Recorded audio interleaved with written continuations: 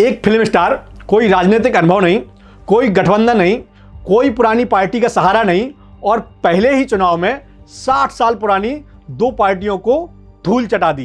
तमिलनाडु में आज वो हो गया जो किसी ने सोचा भी नहीं था, क्योंकि तमिलनाडु में 50 साल से सिर्फ दो नाम चलते थे, डीएमके और एआईएडीएमके। लेकिन अब कहानी पलट गई है। एक फिल्म स्टार आया, अकेला आया और दोनों दिग्गजों को अपनी आंधी में उड़ाकर ले गया। उसका नाम है थलपति विजय। और अब टी विजय सिर्फ स्क्रीन के हीरो नहीं रहे, जनता ने उन्हें सिस्टम का हीरो बना दिया। यानी पर्दे के हीरो से तमिलनाडु के नए मुख्यमंत्री की रेस में खड़ा कर दिया। नमस्कार, मैं उदित तिवारी और सब ठीक है। पहले थोड़ा बैकग्राउंड समझ लेते हैं। तमिलनाडु की राजनीति को समझना थोड़ा अलग है।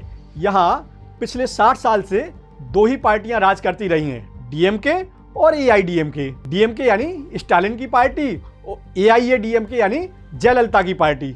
जयललिता चली गई, करुणानिधि चले गए और तब से एक बड़ा सियासी शून्य तमिलनाडु की पॉलिटिक्स में चल रहा था। मतलब तमिलनाडु में तीसरे विकल्प की तलाश थी और इस तलाश में तमिलनाडु की जनता को मिले विजय, थलपति विजय, साउथ सिनेमा के सबसे बड़े सुपरस्टारों में एक, जिनकी फिल्में रिलीज होने से पहले ही सुपरहिट हो जाती हैं।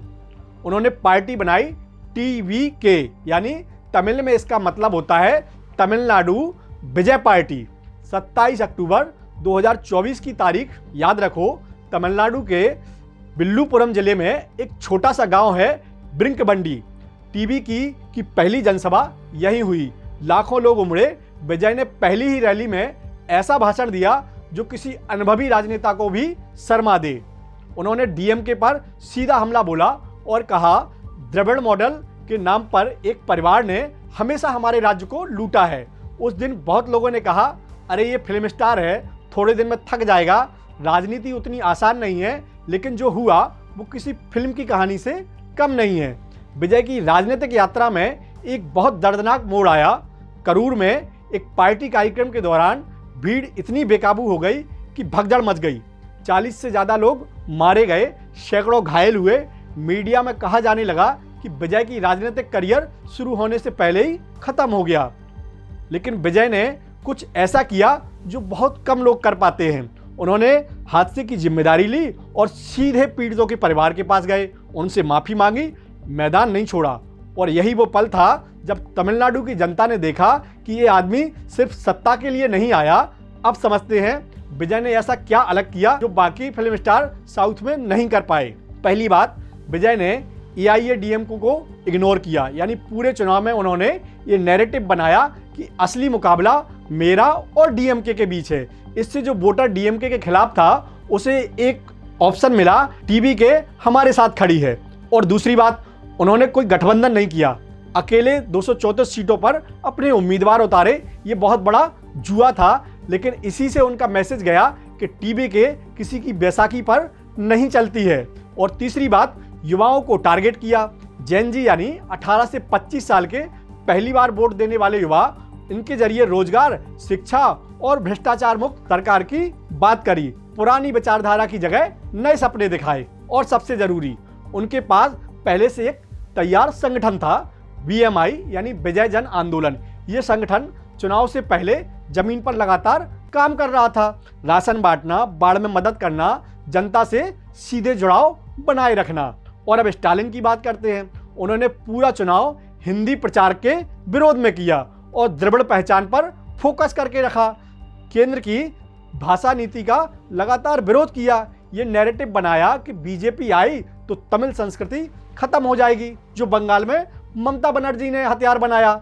और उनके बेटे यानी स्टालिन के बेटे उदयनिधि, जो राज्य में मंत्री भी हैं, उन्होंने 2023 में एक ऐसा बयान दिया जिसने पूरे देश में आग लगा दी। उन्होंने सनातन धर्म की तुलना डेंगू और मलेरिया से कर दी और कहा कि इससे समाज को मिटाना जरूरी है। इससे पूरे देश में हंगामा मचा, मुकदमे हुए, लेकिन उदयनिधि लगातार अपने स्टैंड पर अड़े रहे। नतीजा ये हुआ कि जो हिंदू वोटर थे वो डीएमके से नाराज हो गए और विजय ने इस खालीपन को बखूबी भर दिया।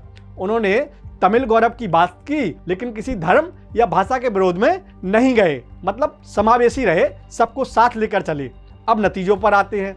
234 सीटों की विधानसभा में बहुमत चाहिए था 118 का।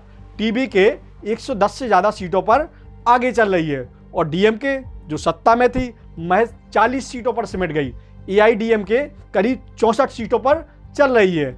चेन्नई में 37 में 31 सीटें टीबीके के पास हैं। शहरी इलाकों में 65 में 49 सीटें टीबीके जीत रही है। दक्षिण तमिलनाडु में भी टीबीके बहुत बड़ी पार्टी बनकर उभरी है और विजय खुद दोनों सीटों पर आगे हैं, जबकि स्टालिन अपनी सीट कोधारथुर में टीबीके से पीछे चल रहे हैं। और अब वो बात जो आज चर्चा में है, प्रशांत किशोर जो चुनावी रणनीतिकार हैं और पहले खुद डीएमके के लिए काम कर चुके हैं, उन्होंने एक साल पहले एक भविष्यवाणी की थी कि टीबीके अकेले 118 सीटें जीत सकती है।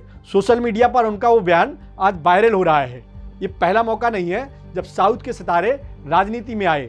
एमजीआर यानी एमजी रामचंद्रन, एनटीआर एनटी रामाराव, कमल हासन, विजयकांत, चिरंजीवी, ये बड़े बड़े दिग्गज पॉलिटिक्स में आए, पार्टी बनाई, लेकिन सफल नहीं हुए। तो ऐसा नहीं है कि विजय पहले ऐसे हैं जो पॉलिटिक्स में आए और उनके हाथ कोई करिश्मा लग गया। तो आप कहेंगे कि विजय ने ऐसा अलग क्या किया? तो भैया उन्होंने एमजीआर वाला रास्ता चुना, यानी मास अपील, आम आदमी से जुड़ाव रखा और कमल हासन वाली राजनीति से परहेज किया। तो इस पूरी कहानी से हमने ये सीखा कि लोकप्रियता और जीत में फर्क होता है। कितने ही सितारे चुनाव में उतरे, फ्लॉप हो गए।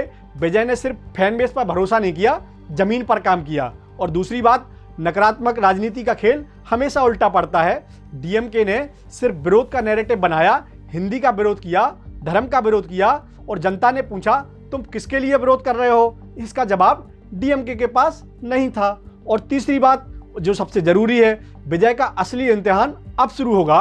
पर्दे पर हीरो बनना आसान होता है, सरकार चलाना अलग बात होती है। और जनता ने बदलाव की उम्मीद में विजय को वोट दिया है। अगर वो उम्मीद पूरी नहीं हुई तो अगला चुनाव कुछ और कहानी सुनाएगा, क्योंकि जनता सिनेमा नहीं देखती, नतीजे देखती है।